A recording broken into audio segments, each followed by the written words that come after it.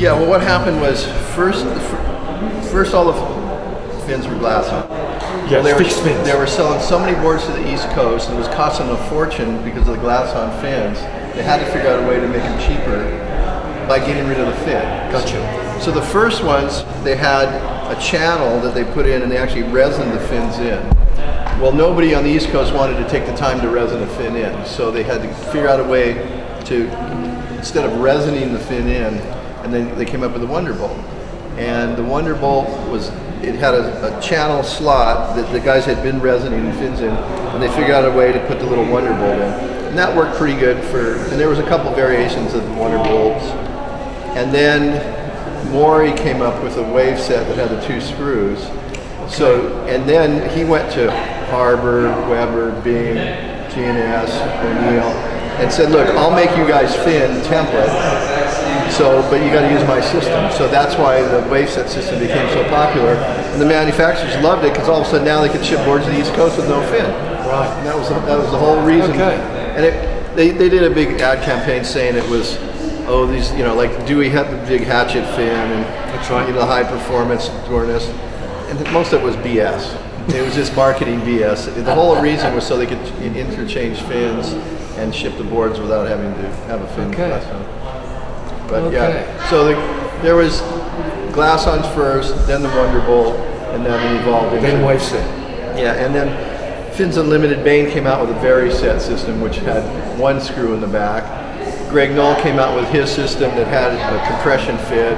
Hobie came out with their dog bone system that had a screw through the deck. Hansen came out with a system through the deck. So they all were scrambling around trying to figure out ways to come up with different fin systems. Wow. Yeah. There you go. But the wave set was the most prolific, and the reason being because he had about 10 different manufacturers using that system. And so that was how they got away with it. There you go. Yeah. And I believe you did this one. Yep. We actually also had a bunch of different style of fins. Remember there was an E3 fin that Skip Fry had, and then they had ones that were mid-size and they had ones that were longer. Yeah, I mean, it allowed for different shapes to come and go, and some were successful, some like the finger fin, you remember that little thing? It was just a little small The thing. E3 fin. Yeah. I have one still, yeah. Yeah, and they were terrible. Well, they're really fast, but they don't hold for anything. Yeah, they just spun out. So, and then each manufacturer tried to have a shape so you could identify their board with their label, sort of thing. Like I said, the Weber hatchet fin, everybody knew that was a Dewey Weber. Yeah. And then Bing had, like New Even those lightweight fins. And, that's actually like a Gordon Smith high performance one. Yeah. And did Velzy have one, Randy? No.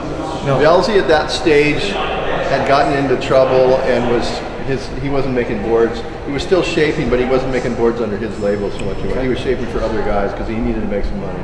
Okay. Interesting. Yeah, because like I said, the one Weber that I've got's got the wave set. That's the feather, and the Professional's got the Wonderbolt in it. Yeah, so the Wonderbolt was probably made slightly before the feather. The feather. Yeah. There you go.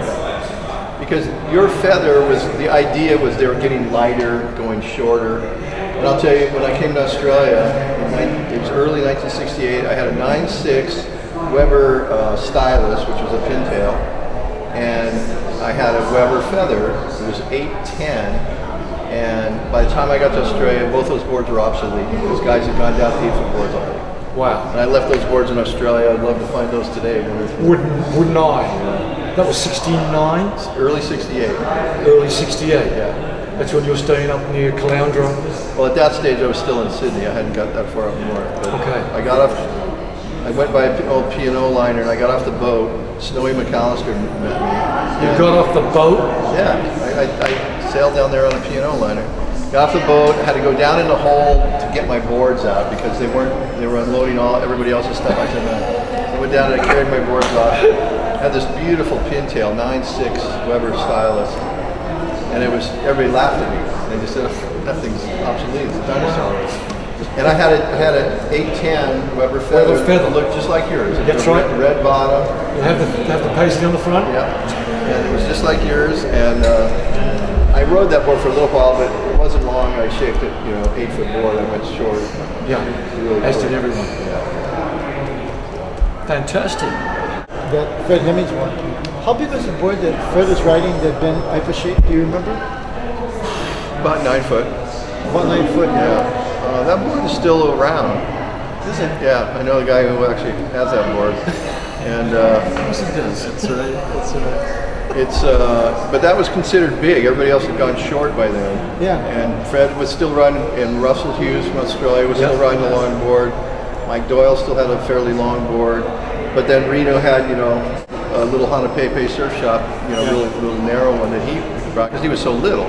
Yeah. Yeah. And other guys had dropped down and they were using kind of modified, they got past the V bottom, but they were still using a little bit of that. And so, Now Nat had a really short board. And not in Puerto Rico. Not in Puerto Rico. He was riding the prototype to the Weber ski. It was a round tail. So did Wayne Lynch, so did Keith Paul. Those guys all had round tails because that summer of 68, they had evolved to the round tail from the square kind of V-bottom thing. The round tail came in, and so those guys were all riding round tails. So Nats was probably, I'm gonna say probably 7'10", something like that, and probably sub 8 foot, just by a little bit. And most of the guys were between 7'6" to 8'6" was the average. Now, Randy, at some point in time, you came back to Hawaii and you opened up a Weber shop on Ward Avenue. That was right then. That's right. I was supposed to go to Puerto Rico, and I didn't go because I came by boat back here to here. And Peter Druin was on the boat with me, and then Peter went on to go to Puerto Rico to surf for the Australian team. I stayed, and then I opened my surf shop in early '69. Early 69. Yeah, I remember at one point in time, while you were managing that shop and you were selling blanks out of that shop, that you had Nat Young's personal Weber ski or some foil, one of the two. It was a foil. And that's the board that ended up getting sold to Surfing Heritage Foundation. Has that board now. And I remember that board had been featured in a picture at probably Surfer Magazine. Yeah, and Nat is doing this radical bottom turn, and one of the things that he credited, and I always found it a little bit hard to accept, was he had filed off to half thickness at the tip of the fin. Does that sound at all familiar to you? It was actually Greeno foiled that fin that was on that board. So it was a Greeno foiled fin, and it was only about 8 inches deep. Okay.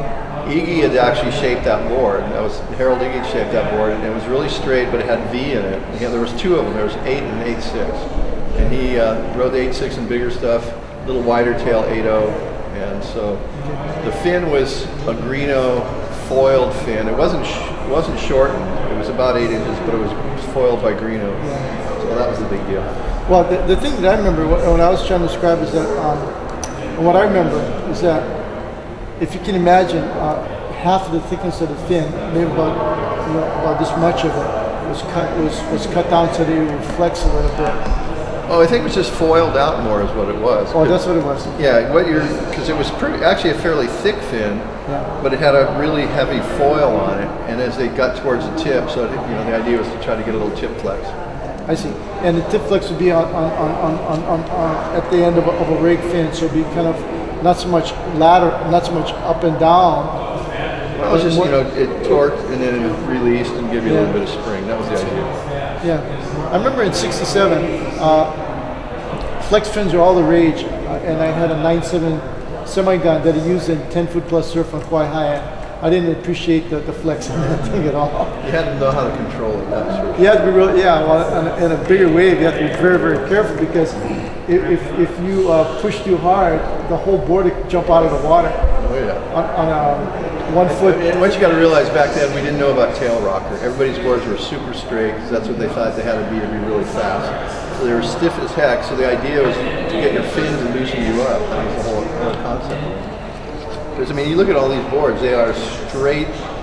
There's no tail rocker in these suckers. Yep. I remember when I went to Surfline in '68 and to look at Hanapepe and other brewer boards. Right.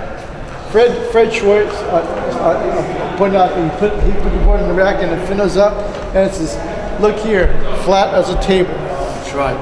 I mean, from about like Well, here's the one, when I had the Weber shop in early '69, we had our Weber foil. The thing was dead straight. It had fin boxes in it, so we didn't have a fin in it. And I'd hold it up like this, and I'd go, watch this, and I would drop on the board and go, whoom. It wouldn't rock. It would just go stop, and dead. Just, I said, look how straight that is. That board's going to go so fast. Oh man, that is really the tick. And we go, and the guys go, ooh, wow, I'm going to have one of those. Absolutely. Hey, Ben. Look at that. I'm at home working from home. Yeah, How you doing, sir? Good to see you. Thank you for the invite. yeah. Beautiful. Where's the plastic? Fantastic.